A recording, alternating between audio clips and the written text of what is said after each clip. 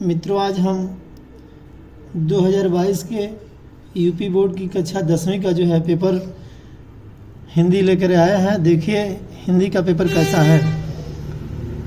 आइए हम आपको पहला क्वेश्चन बताते हैं। पहले क्वेश्चन में था, निम्नलिखित कथनों में से कोई एक कथन सही है, उसे पहचान कर लिखिए। इसमें 4 कथन दिया हुआ है, इसमें एक कथन सही था।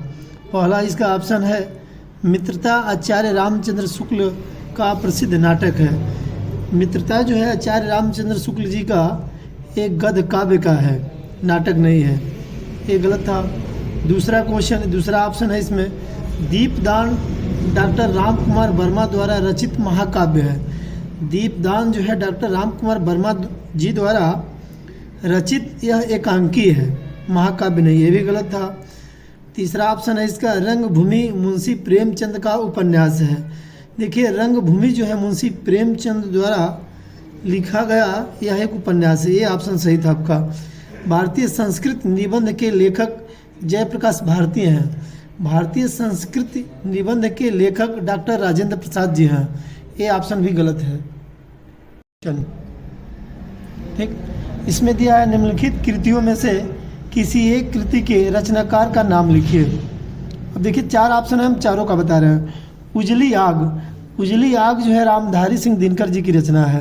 कंकाल जो है जयशंकर प्रसाद जी का एक उपन्यास है। पंचपात्र डॉक्टर पद्मलाल पुन्नालाल बख्शी जी का है। इतिहास के पन्नों पर यह भगवत शरण उपाध्याय जी का है। अब इसे ख हो गया, क हो गया, ख हो गया। आइए गौ पे, नहीं गौ का मैंने किया ही नहीं। आ जाते हैं फिर घ वाले पे। जहाज का पंछी किसकी कृत है? तो जहाज की पंछी जो है इलाचंद जोशी जी की रचना है।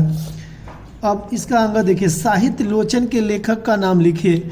साहित्य लोचन जो है डॉक्टर कृष्णदेव झारी की रचना है। अब क्वेश्चन नंबर 2 का क, प्रयोगवादी काव्य धारा की 2 प्रमुख प्रवृत्तियां लिखिए।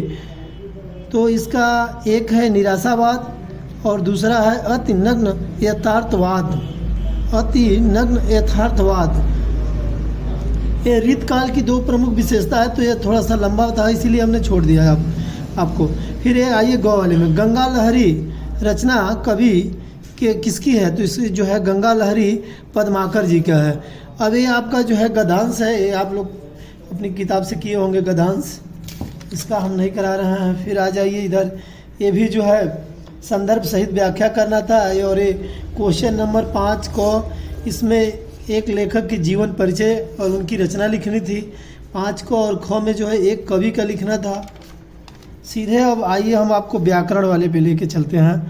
क्वेश्चन नंबर 7 का देखिए, 7 के ख वाले में जो संस्कृत से सीधे जुड़ा हुआ है।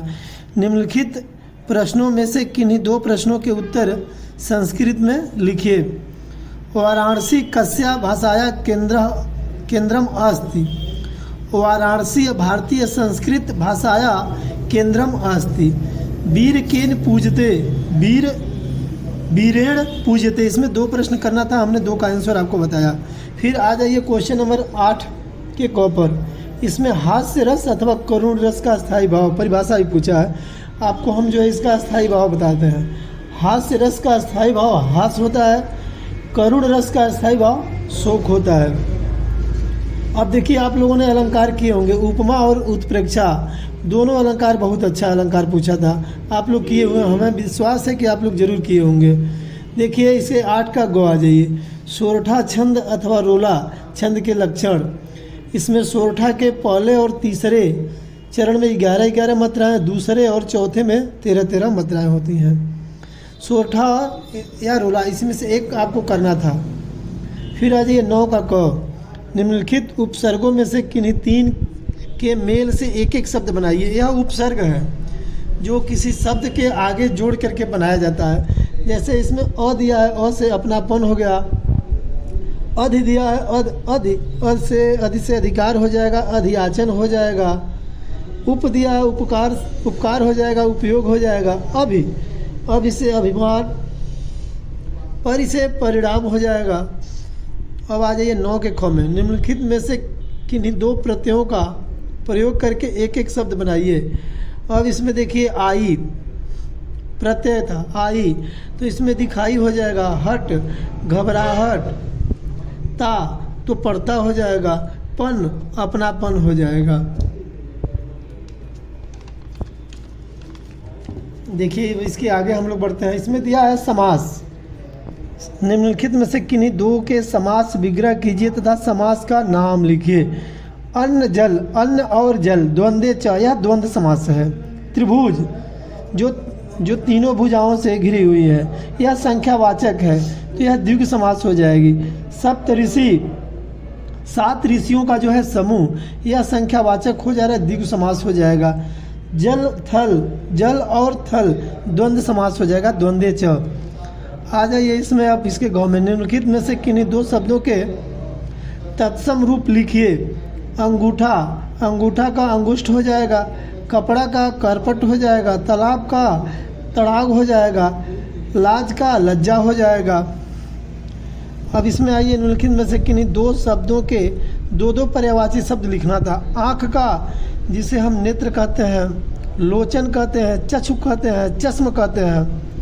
पृथ्वी का धरा होता है, धरती होती है, भू होता है, धरणी होता है। आइए वन का, इसमें देखिए चार सब बता रहे हैं आपको। वन का होगा कानन, बिहड़, बिटप। पक्षी का खग होगा, चिड़िया होगा, किरण हो जाएगा। अब आइए 10 नंबर क्वेश्चन पे आपको बता देते हैं। इसमें दिया है, निम्नलिखित में से किन्हीं दो के संधि विच्छेद कीजिए और संधि का नाम लिखिए। मात्राज्ञा, मातृ प्लस आज्ञा। उपयुक्तम, यह यण संधि हो जाएगा, युको यणच यण संधि में आ जाएगा।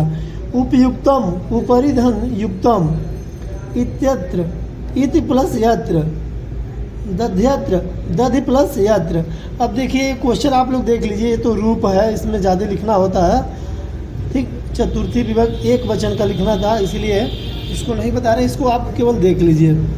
क्वेश्चन नंबर गौ देखिए, किसी एक के धातु लकार पुरुष वचन का उल्लेख करना था। पठत का, आसन का, हसाम का, पटिस्यस का। अब आइए आगे बढ़ते हैं।